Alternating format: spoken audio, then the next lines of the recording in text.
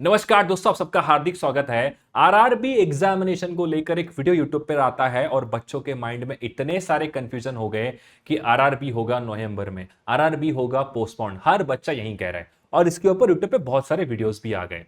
जो recently first of में 2025 में वन स्टेट वन आरआरबी जो अनाउंस हुआ from the government of India, वहां से लेकर ये जो है हर एक के दिमाग में प्रॉब्लम हो रहा है। कोई कहता है कि शायद नोटिफिकेशन के अंदर जो है वैकेंसीज बढ़ेंगे, कोई कहता है कि वैकेंसीज कम होंगे, कोई कहता है कट ऑफ बढ़ेगा, एटसेट्रा एटसेट्रा। अब प्रॉब्लम क्या है पता है क्या? बच्चे जब कंफ्यूजन में आते हैं ना, उनको समझ भी नहीं आता है कि क्या हमें आरआरबी को छोड़कर आईपीएस के ऊपर फोकस करना चाहिए जो अगस्त में एग्जाम होगा। बिकॉज आरआरबी एग्जामिनेशन जो जो बच्चे प्रिपेयर करते हैं उनके सबसे पहला दिमाग में यही होता है कि इसमें प्रीलिम्स के अंदर इंग्लिश नहीं होता है, तो मेरे लिए इजी एग्जाम है, इसको मैं आराम से क्रैक कर सकता हूं करके। अब प्रॉब्लम ये आती है, बच्चों को समझ भी नहीं आ रहा है क्या हमें और आगे का सोचना चाहिए या कंफ्यूजन में ही रहे। तो ये वीडियो मैं आपके सामने लेकर आ रहा हूं। इसके अंदर मैं बताऊंगा कि अगर 27 ऑफ जुलाई को एग्जामिनेशन अगर कंडक्ट किया जाता है तो उसका नोटिफिकेशन कब आएगा, उसके साथ मेन इंपॉर्टेंट आपका हॉल टिकट कब आएगा, ये सब कुछ आज इस वीडियो में बात करते हैं। तो देखते हैं पहले तो क्या है चीज करके। देखो, 2023 का अगर मैं बात करूं जो एग्जामिनेशन कंडक्ट हुआ था, अगर मैं फॉर्म फिलिंग प्रोसेस का बात करता हूं तो 1 जून से लेके 21 जून तक इसका फॉर्म फिलिंग प्रोसेस स्टार्ट था। उसके बाद 22 जुलाई को इसका आया था हॉल टिकट। यानी कि आप मान के चलो कि इसके बीच में 25 से लेके 30 दिन का गैप जो है यहां पर रहता है। जब आपका नोटिफिकेशन का जो डेट यानी कि फॉर्म फिलिंग का जो डेट होता है वो जब एंड होगा, वहां से लेकर आपका हॉल टिकट आने तक 25 दिन तो मिनिमम लगता है। बिकॉज बहुत सारे एस्पिरेंट अप्लाई करते हैं स्टेट के अकॉर्डिंग, उसके बाद डिस्ट्रिक्ट के अकॉर्डिंग, वहां पर बच्चों को सेग्रीगेट करना है, एग्जाम सेंटर्स ढूंढने हैं उनके लिए। तो यहां पर आईबीपीएस को 25 से 30 दिन तो हमेशा लगते ही लगते हैं। ये सेम चीज है आप देखो 2024 के अंदर 7 जून 2024 को नोटिफिकेशन यानी फॉर्म फिलिंग प्रोसेस स्टार्ट हुआ था और ये चला 30 जून तक। यानी कि आप मान के चलिए 20 दिन तो आपको जो है यहां पर फॉर्म फिलिंग के अंदर दिए जाते हैं फ्रॉम द आईपीएस। उसके बाद देखोगे आप तो यहां पर अगेन क्या है, ऑलमोस्ट 25 डेज के बाद जो है आपका यहां पर हॉल टिकट आता है। अगर आप एग्जाम डेट की बात करते हो तो 2024 में 3 अगस्त को आपका एग्जामिनेशन फर्स्ट शिफ्ट में यानी कि पहला शिफ्ट कंडक्ट किया था। सेम 2023 में 5 अगस्त पे था। इस बार 2025 में एग्जामिनेशन थोड़ा सा क्या है वो जल्दी लिया जा रहा है, यानी कि अगस्त के अंदर तो है एग्जामिनेशन, बट जो फर्स्ट एग्जाम है, जो फर्स्ट शिफ्ट होने वाली है, वो है 27 जुलाई पे। यानी कि 5 से 6 दिन पहले एग्जाम को क्या किया गया, वहां पे प्रीपोन किया गया है। अब मेन बात यहां पर करते हैं कि अगर मैं इसके अकॉर्डिंग अगर देखूंगा तो यहां पर देखो हॉल टिकट का डेट एंड एग्जाम का डेट, इसके बीच में कम से कम 10 दिन का गैप है।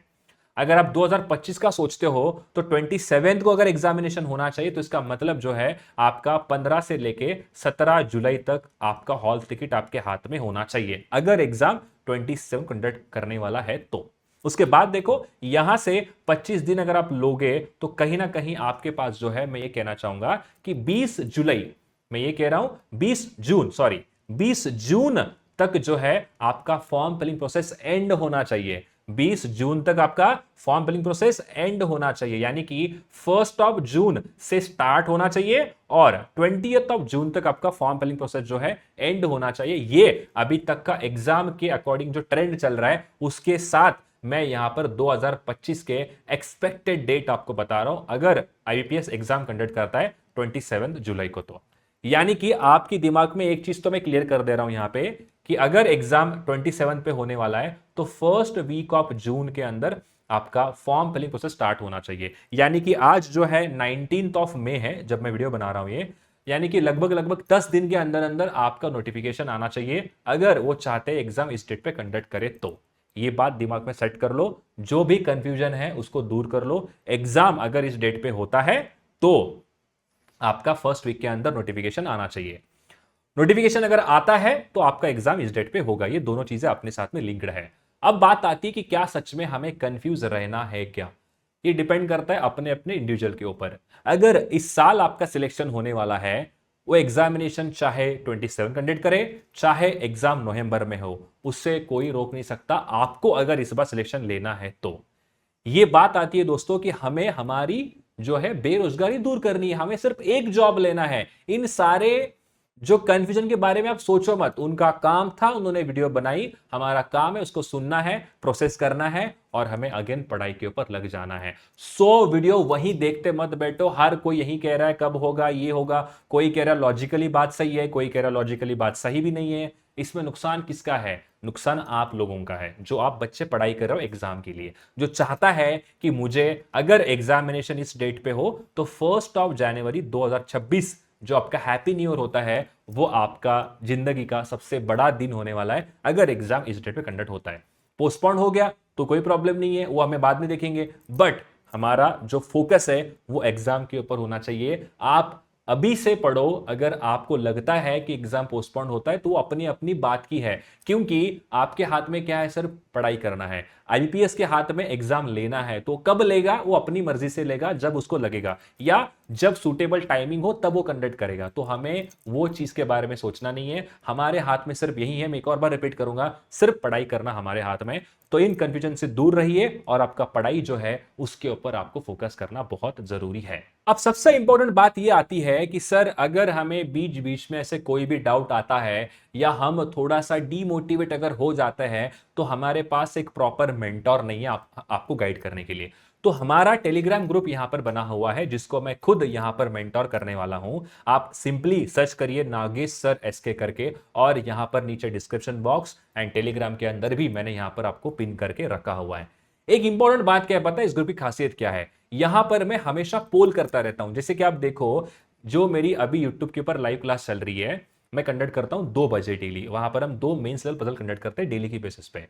मैं यहां पे क्लियरली पूछा कि क्या आपको सच में पजल का लेवल इंक्रीज करूं क्या करके?